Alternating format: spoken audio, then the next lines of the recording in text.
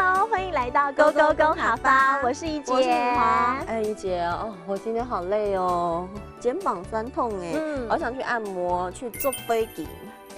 你刚刚提到的做背颈啊，就是推拿按摩，没错哦，这样其实可以舒缓自己的酸痛哦。但是我还真的知道啊，有一家脚底按摩不错哦，这个脚底就叫做脚带。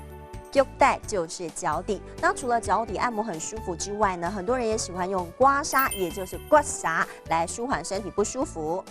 对呀，你刚刚讲的刮痧就是刮痧的意思。不过我觉得一定要提醒大家，就是一定要找有证照的按摩师，否则的话呢，保健身体不成，反而会造成伤害哦。那么今天要教给大家一整句话呢，就是推拿按摩可以放松身体。这句话应该要说的是：做背颈，身体会变松松；做背颈，身体会变松松。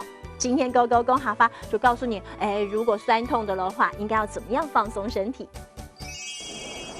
敏华，你怎么今天过来啦？对啊，就觉得肩颈酸痛，腰背很不舒服啊。今天要麻烦你帮我做背颈。没问题，我待会帮你做检查，你先去换衣服。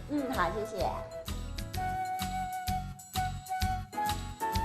你常坐办公室打电脑，你的脖子跟肩膀非常的僵硬哎。对啊，就觉得很不舒服啊。不过你觉得我需要刮痧吗？不用刮痧，你的状况比较需要全身肌肉放松。我也觉得我真的很需要做背颈。好，那请你先趴下。好。敏华，你按摩记得要找专业认证的推拿按摩师，才比较不会受伤哦。哦，好。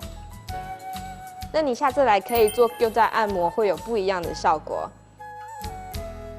敏华，刚刚这样的按摩完有没有比较舒服啊？有，肩颈酸痛的状况改善非常多哎。我觉得我最近真的也需要做背颈。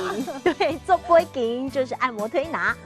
按摩推拿就是做背颈，没错了。那另外呢，按摩很多人也喜欢脚底按摩，一样很舒服哦。脚底就叫做脚带，脚带就是脚底没有错。另外呢，有人想要舒缓酸痛的话，可能会用的就是刮痧。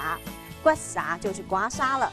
今天最后要帮大家复习一整句话，就是推拿按摩可以放松身体。这句话应该要说的是：做背颈，身体会变松松；做背颈，身体会变松松。